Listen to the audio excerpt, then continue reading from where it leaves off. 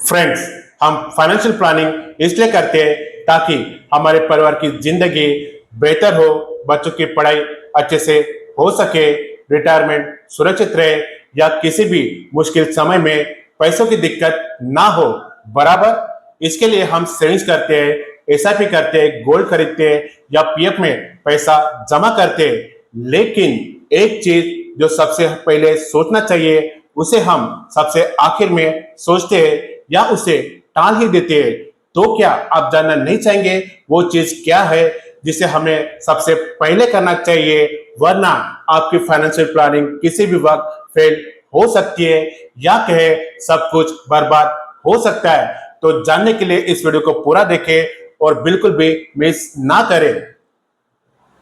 नमस्कार मित्रों, मैं मनोज कुमार, फाइनेंशियल कंसल्टेंट, आपका स्वागत करता हूं आप ही के लिए बनाए गए यूट्यूब चैनल एमके फाइनेंशियल में इन्वेस्टमेंट सिंप्लीफाइड।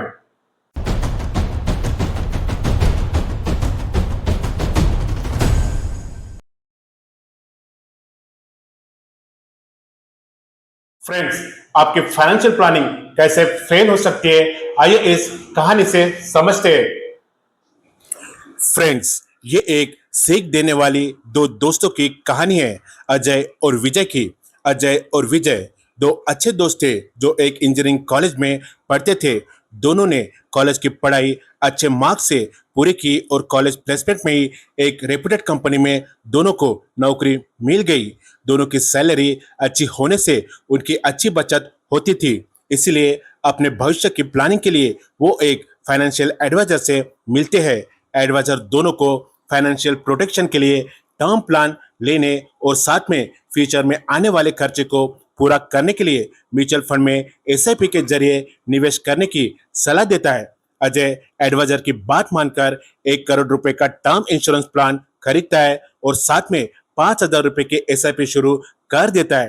तो वही विजय टर्म प्लान में पैसा लगाना यानी पैसों को बर्बाद करना ऐसा समझता है और विजय टर्म प्लान नहीं लेता है, पर विजय भी 5,000 रुपए की एसआईपी शुरू कर देता है। कुछ समय बाद दोनों एक अपार्टमेंट में एक एक फ्लैट खरीदते हैं। फ्लैट खरीदने के लिए दोनों बैंक से 25-25 लाख रुपए का होम लोन लेते हैं। दोनों रेगुलर ऑफिस जाते हैं, काम करते हैं, सैलरी आए तो फ्लैट के ईएमआई और एसआईपी की amount time to time regular payment करते हैं। दोनों की लाइफ मजे से कट रही थी। अब 1 साल बाद अजय की शादी दीपिका से हो जाती है तो उसके कुछ महीने बाद विजय की शिल्पा से शादी हो जाती है। अगले साल दोनों के घर एक एक बच्चा होता है। अजय को एक बेटा तो विजय को एक बेटी होती है। दोनों के परिवार मजे से जी रहे होते हैं। दोनों अपने अपने बच्चों के बारे में सोचते कि उन्हें अच्छी जिंदगी देंगे, उन्हें अच्छे स्कूल या कॉलेज से पढ़ाएंगे।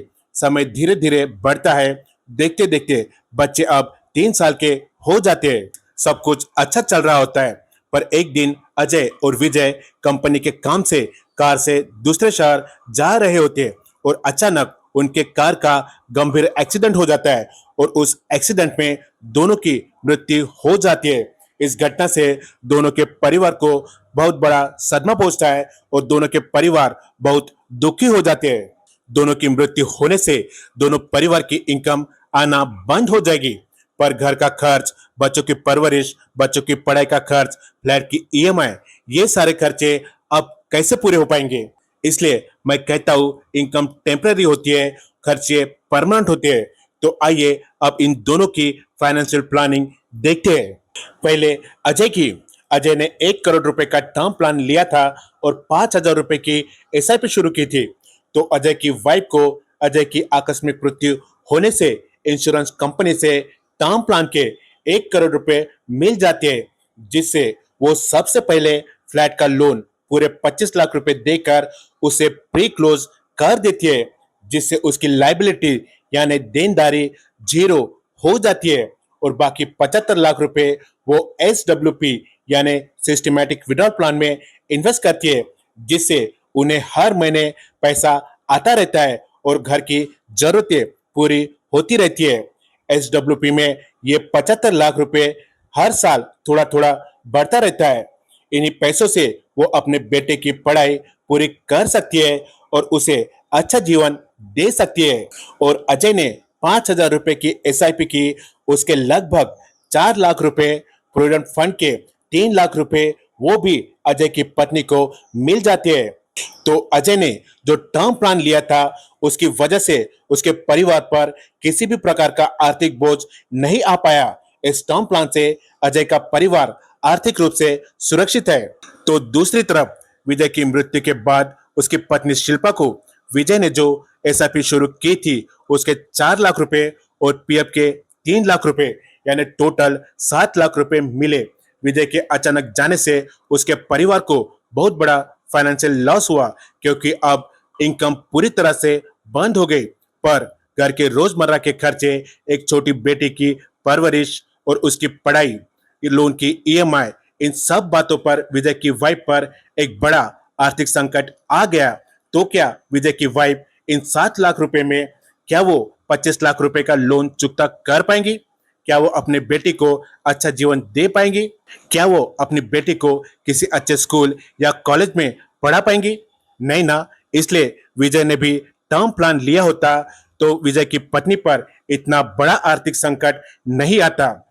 इस कहानी से हमें यह सीखने को मिलता है कि जीवन में असुरक्षा कभी भी दस्तक दे सकती है, लेकिन सही समय पर लिए गए फाइनेंशियल डिसीजन हमारे प्रियजनों को सुरक्षित रख सकते हैं। तो इसलिए फाइनेंशियल प्लानिंग में टर्म प्लान एक इंपॉर्टेंट कंपोनेंट है।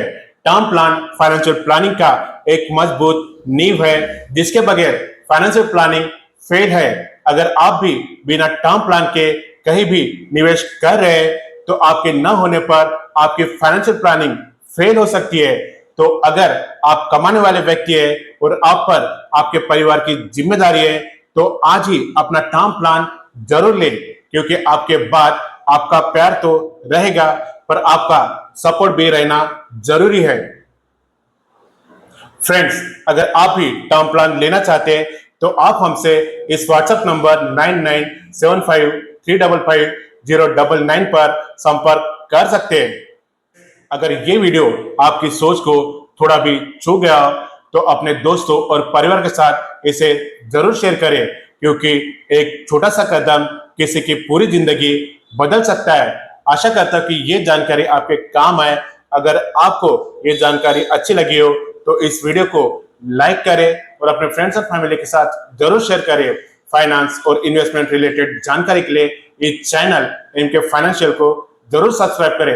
वीडियो देखने के लिए धन्यवाद।